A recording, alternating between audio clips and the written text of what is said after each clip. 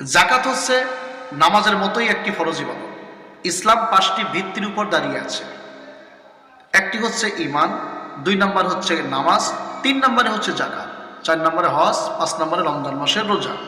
এখন নামাজ কম বেশি অনেকেই পড়ে বা পড়ার জন্য উৎসুক আছে। এই যে শবে বরাতের নামাজ, শবে কদরের নামাজ, আরও বিভিন্ন ধরনের নফল নামাজ মানুষ পড়ার জন্য উৎসুক। তারপরে রমজান মাসে রোজা করা নিয়ে খুব উৎসুক আছে, আলহামদুলিল্লাহ ভালো। কিন্তু যদি ইসলামের ভিত্তির মধ্যে থেকে 2টে ধরেন 3টে ছাড়েন, 3টে ধরেন 2টে ছাড়েন, তাহলে তো কোনো লাভ হলো না। জাকাত ব্যবস্থা বর্তমান বাংলাদেশে এমন হয়েছে, অধিকাংশ লোক মনে করে জাকাত এটা হয়তো দিলাম দিলাম, না দিলাম না দিলাম। কারণ জাকাতের ব্যাপারে খুব একটা বেশি ওয়াজও শোনা যায় না।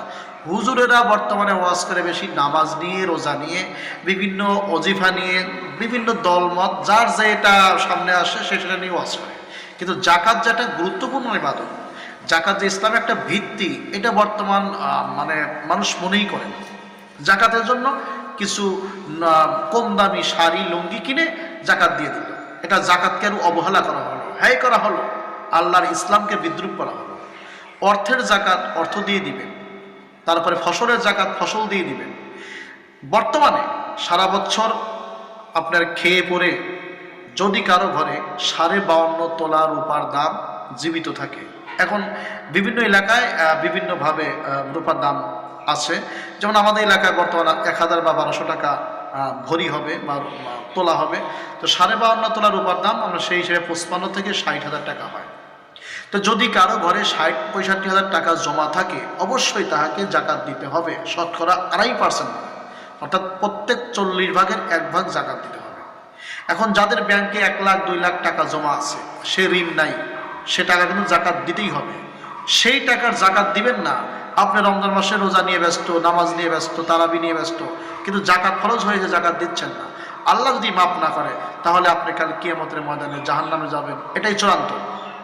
রাসূল আকরাম সাল্লাল্লাহু আলাইহি ওয়াসাল্লাম বলেছেন, জাকাত দেয় না এরকম সম্পত্তি যারা গচ্ছিত করে, জোগাড় করে, এই সম্পদগুলো কিয়ামতের ময়দানে এক বিশাল একটা সাপ এসে তার 2 চোয়ালে ধরে এরকম করে কামড়াবে আর বলবে, আমি তোমার সেই সম্পদ, বুখারী শরীফের মধ্যে আসছে, আমি তোমার সেই সম্পদ, যেই সম্পদ তুমি গচ্ছিত করেছিলে, জাকাত দাও নাই, দান করো নাই, তো আজ সেই মজা চাকো।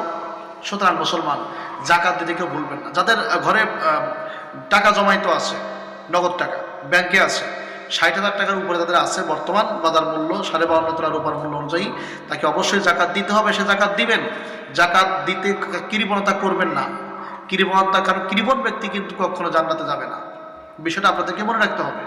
সুতরাং জাকাতের সামর্থ্য তাদের আছে, জাকাত দিতেই হবে। জাকাত কিভাবে দিবেন? আমাদের দেশে কিছু ভিন্ন বিভ্রান্ত নিয়মে জাকাত দেওয়া হয়। জাকাত দিচ্ছে মাইকিং দিয়ে বলা হচ্ছে, অথবা বাড়ি বাড়ি বলা হচ্ছে, কারা কারা জাকাত দিবে, আসো আমার বাড়িতে, আসো অমুক এলাকায় অমুক জায়গায় দাঁড়াও, 10টা 20টা লুঙ্গি নিয়ে জাকাত দিচ্ছে। এরকম জাকাত দেওয়া না যায়। জাকাত দিবেন কেমনে?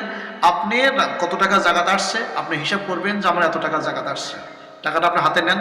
আপনার এলাকায় বা বাইরে আপনার স্বজনদের মধ্যে কারা কারা গরিব, কারা কারা জাকাত পাওয়ার যোগ্য, তাদেরকে একটা লিস্ট করুন, কাকে কয় টাকা দিবেন লিস্ট করে আপনি গোপনে গোপনে নিজ হাতে গিয়ে জাকাত দিয়ে আসবেন। এটা হচ্ছে আপনার দায়িত্ব। যেরকম মসজিদে এসে নামাজ পড়ে যাওয়া আপনার দায়িত্ব, ঠিক গরিবের বাড়িতে বাড়িতে জাকাত ফেতরার টাকা পৌঁছে দিয়ে আসা আপনার দায়িত্ব, কেউ যেন এসে না নিতে পারে। কিন্তু আমাদের দেশে গরিব মানুষরা হয়েছে এক বেহায়া, তারা বাড়ি বাড়ি গিয়ে আমাকে জাকাত দিও, আমাকে ফেতরা দিও, এই করো সেই করো। তখন যারা দাতা তারা তো একটু আয়াস পাইবে, আয়াস পেয়ে গেছে। তো বিষয়টা মনে রাখতে হবে। সুতরাং যাদের ঘরে ফসল আছে, যাদের জমি জমা আছে, এখন জমির জাকাতটা কেমন? জমির কোনো জাকাত এরকম নাই, জমির জাকাতটা হচ্ছে জমির ফসলের জাকাত। যেই জমির ফসলগুলো বৃষ্টির পানির উপর নির্ভর করে, প্রাকৃতিক, সেই ফসলগুলো আপনি 10 ভাগের 1 ভাগ জাকাত দিতে হবে। আর যেই ফসলে আপনার নিজস্ব টাকা দিয়ে, তেল দিয়ে, আপনি অর্থ দিয়ে ব্যয় করে আপনি ফসল জোগাড় করছেন, সেই ফসল 20 ভাগের 1 ভাগ জাকাত দিবেন, ওখানকার জাকাত শেষ। যাদের বসত বাড়ি আছে, একটা গাছে 2টে, 2টে গাছে 3টে, আপনার প্রয়োজন হয় কয়টা, প্রয়োজন হয় না কয়টা, যে কটা হয় না সেইটার মূল্য অনুযায়ী জাকাত দিতে হবে। যেমন একজনের বাড়িতে 3টে ঘর আছে, কিন্তু ব্যবহার হয় 2টে ঘর, আর একটা ঘর ব্যবহার হয় না, তো ওই যে ঘরটা ব্যবহার হয় না ওই ঘরটা অতিরিক্ত ঘর, ওই ঘরে জাকাত দিতে হবে। একজনের দোকান আছে, দোকানে মাল আছে কি পরিমাণ, প্রত্যেকটা মালকে হিসাব করিয়া ওই মালের জাকাত দিতে হবে। তারপরে আপনার এক জায়গা বাড়ি রাখা আছে কয়েকটা, যে বাড়িতে বসবাস করেন সে বাড়ি ছাড়া অন্য জায়গায় বাড়ি রাখা আছে, তো সে বাড়িতে যে ভাড়া পাচ্ছেন ওখান থেকে জাকাত দিতে হবে। তবে কিছু কিছু লোক আবার বলে থাকেন যে তাহলে কি সব কিছুর উপরে জাকাত নির্ধারণ হবে? না, আপনার আসবাবপত্র, ব্যবহার্য জিনিস, যেমন আমার হাতে যে মোবাইলটা আছে, এই মোবাইলে জাকাত দিতে হবে না। একজনের কম্পিউটার আছে, বাড়িতে আলমারি আছে, গ্লাস আছে, এরকম যেগুলো ব্যবহার্য জিনিস, এগুলো কোনো জাকাত নেই। জাকাত আছে কোনগুলো? ব্যবসার পণ্য দ্রব্য, এটা জাকাতের মধ্যে থাকবে। আপনার বাড়িতে হাঁস মুরগি আছে, এগুলো জাকাত নেই। তবে ছাগল আছে, ভেড়া আছে, গরু আছে, সেগুলো জাকাত হবে। আপনার ছাগল যদি 1টা থেকে 39টা পর্যন্ত ছাগল পালেন, এর মধ্যে জাকাত দিতে হবে না। যখন 40টা হবে তখন আপনাকে একটা ছাগল জাকাত দিতে হবে। ঠিক এরকম 1টা থেকে 29টা পর্যন্ত যদি আপনি গরু পালেন, গরু জাকাত নেই। যখন 30টা পূর্ণ হয়ে যাবে গরু, তখন আপনাকে 2 বছরে একটা বাছুর জাকাত দিতে হবে। এরকম করে গরু, ছাগল, আপনার উটের, এগুলো জাকাত হবে। তো জাকাত হবে না হাঁস মুরগি, এগুলো কবুতর, এগুলো জাকাত হবে না। এগুলো আপনি স্বাভাবিকভাবে পারবেন, সমস্যা নেই। সুতরাং জাকাত দিতে কেউ কার্পণ্য করবেন না, কারণ জাকাত দিতে কার্পণ্য করলে কিন্তু মারাত্মক সমস্যা। ইসলাম যে 5টি ভিত্তির উপর দাঁড়িয়ে আছে, এই 5টি ভিত্তির একটা ভিত্তিকে ধ্বংস করা হচ্ছে। সুতরাং ভালোভাবে বুঝুন, বুঝে সেই মোতাবেক আপনি চলুন। সুতরাং যাদের নিসাব পরিমাণ মানের মালিক আছেন, যারা হয়েছেন, তারা অবশ্যই হিসাব করে কড়ায় গুন্ডায় জাকাত দিবেন। 1 টাকা কমও দিবেন না। যদি 1 টাকা কম দেয় জাকাত দেন, সেটা জাকাত হবে না, সেটা আল্লাহর সাথে আরো সিটারি করা হবে, এক ধরনের হ্যায়ও করা হবে।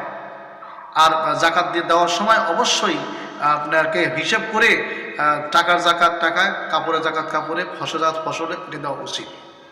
আর সাদগাতুল ফেতর, যেটা ফেতরা বলি আমরা, সাদগাতুল ফেতরকে আর জাকাতকে কিন্তু এক মনে করবেন না। সে ব্যাপারে আমি পরবর্তীতে ইনশাল্লাহ ভিডিও দেব।